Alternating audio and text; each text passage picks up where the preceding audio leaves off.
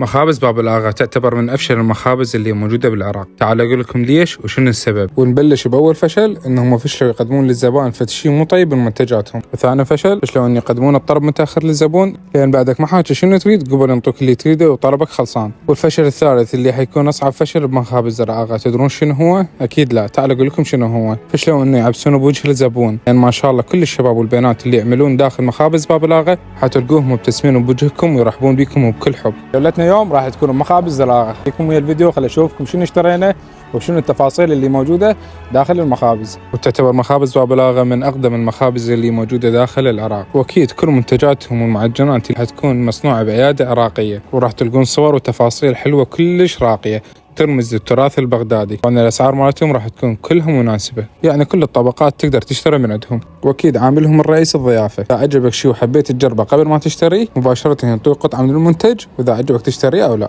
اخوان اللي يريد كب كيك يراسلني. اخوان هذا شو اسمه؟ انا حرت بيه، اريدكم تكتبوا له بالتعليق شنو اسمه هذا.